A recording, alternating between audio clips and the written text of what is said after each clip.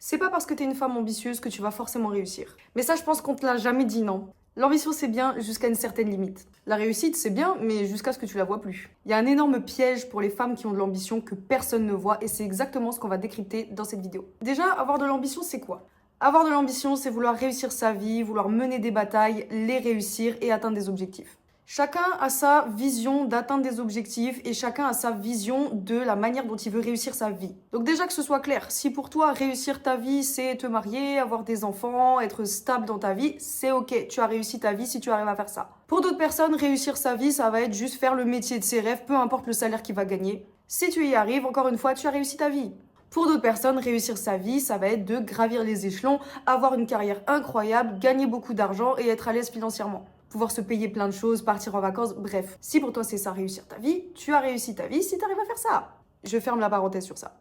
Donc avoir de l'ambition, c'est atteindre ses objectifs pour pouvoir réussir sa vie. Mais avant d'atteindre des objectifs, c'est de mettre en place des plans d'action et des moyens pour y arriver. Une femme qui a réellement de l'ambition et qui veut réussir sa vie n'aura aucun mal et n'aura pas peur à trouver tous les moyens nécessaires pour bâtir ce plan d'action pour arriver à ses fins. Une femme qui a de l'ambition n'aura pas peur de prendre des décisions radicales pour atteindre ses objectifs. Elle n'aura jamais peur de foncer dans le tas et de dire réellement ce qu'elle pense. Avoir de l'ambition, c'est sain quand il y a une réussite et qu'on voit cette réussite derrière. Le positif attire le positif, les résultats attirent les résultats. Une première victoire donne envie d'en gagner une autre et ainsi de suite. Donc ça, c'est le côté sain, on va dire, de l'ambition. C'est quand l'ambition devient un moteur. Et quand l'ambition est un moteur, l'énergie qui est dupliquée pour atteindre les objectifs a une vraie valeur ajoutée. Mais pour avoir de l'ambition dès le départ, il faut de la volonté et il faut une mission pour atteindre ses objectifs. Et c'est là que la plupart des gens confondent l'objectif principal d'une vie et la mission d'une vie. Je vais illustrer avec un exemple très parlant. Essaie d'imaginer que tu es sur le toit d'un immeuble et que l'immeuble en face est en feu. Il y a le vide qui sépare les deux immeubles, ok? Et entre les deux immeubles, il y a juste une planche de bois qui les relie. Une planche très fine, très risquée et que c'est clairement dangereux d'aller de l'autre côté. Imagine maintenant que de l'autre côté, là où il y a l'immeuble en feu, il y a une personne et il faut que tu la sauves. On est d'accord que si cette personne, c'est l'amour de ta vie ou ton frère ou ta mère, c'est pas pareil que si c'est un simple inconnu. Si c'est un inconnu que tu dois sauver des flammes, je pense que tu vas réfléchir à 2 fois avant de traverser cette petite passerelle. Alors que si c'est ta mère ou la personne la plus chère de ta vie qui est de l'autre côté dans le feu, il y a de grandes chances pour que tu ignores tous les signaux de danger et que tu fonces dans les flammes sans même réfléchir. Dans les deux situations, l'objectif, c'est le même. C'est de sauver une personne des flammes. Mais ce qui diffère, c'est la mission qui n'est pas pareille. Dans le premier cas, ta mission, c'est de sauver un inconnu. Dans le deuxième, c'est de sauver la personne la plus importante de ta vie. Normalement, la mission la plus forte pour toi, ça va être de sauver la personne la plus importante de ta vie. Donc, tu vas dégager beaucoup plus de rage à sauver cette personne que si c'était un inconnu. Donc, l'ambition ne peut pas seulement dépendre d'un objectif. L'ambition dépend de ta mission ultime et de à quel point ça compte pour toi. Si tu as l'ambition et la mission qui va avec, tu peux déplacer des montagnes. Mais si tu as de l'ambition, mais aucune mission qui va avec et tu ne vois pas le sens de tout ça, tu auras beau essayer, tu auras beau mettre toute l'énergie que tu veux, tu n'arriveras jamais à atteindre ton objectif.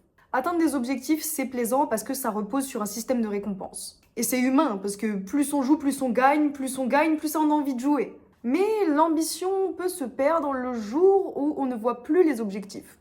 Alors soit parce qu'on a essayé et la réussite ne vient pas, mais il y a vraiment une autre phase négative de l'ambition dont personne ne parle. Les gens ambitieux vont toujours vouloir faire plus. Les gens ambitieux ne sont jamais satisfaits de eux-mêmes et de ce qu'ils font. Les gens ambitieux veulent toujours faire mieux et de ce fait ne savent pas célébrer les victoires. Donc finalement, le côté négatif de l'ambition, c'est que les gens qui sont ambitieux vivent beaucoup plus dans le futur que dans le présent. Et en fait, il se passe un truc, c'est que quand une personne réussit, une personne qui a vraiment de l'ambition, réussit un objectif, elle veut tout de suite passer à l'étape d'après et en réussir directement un autre. Et donc ces personnes-là, elles vont se retrouver à un moment, elles vont se dire « mais j'ai l'impression d'avoir rien réussi ». Et c'est là le piège, c'est ça qui est compliqué. Ce qui est réellement compliqué, c'est un moment de se poser et de regarder en arrière, de se dire « j'ai quand même fait des trucs bien, quoi ».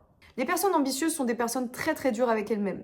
Et c'est des personnes qui vivent à 100 à l'heure, qui réfléchissent tout le temps à comment optimiser, comment faire mieux. Et donc, comme elles réfléchissent tout le temps à comment faire mieux plus tard, elles n'ont même pas le temps de regarder ce qu'elles ont déjà accompli. Et c'est comme ça que les personnes qui ont trop d'ambition finissent par être malheureux. Parce que ces personnes-là vont sûrement réussir à atteindre leur objectif, mais jamais leur mission finale. Parce que leur objectif, ça va être d'atteindre des performances et de réussir d'une manière factuelle. Mais ces personnes-là ont oublié leur mission finale, c'est-à-dire pourquoi elles font tout ça. Et en général, pourquoi elles font tout ça, c'est tout simplement pour le bonheur. Encore une fois, le bonheur est propre à chacun. Donc si on doit conclure tout ça, je pense qu'il y a 3 leçons à tirer. La première, c'est que l'ambition ne peut pas se créer sans volonté et sans mission ultime. Un simple objectif ne suffit pas à avoir de l'ambition.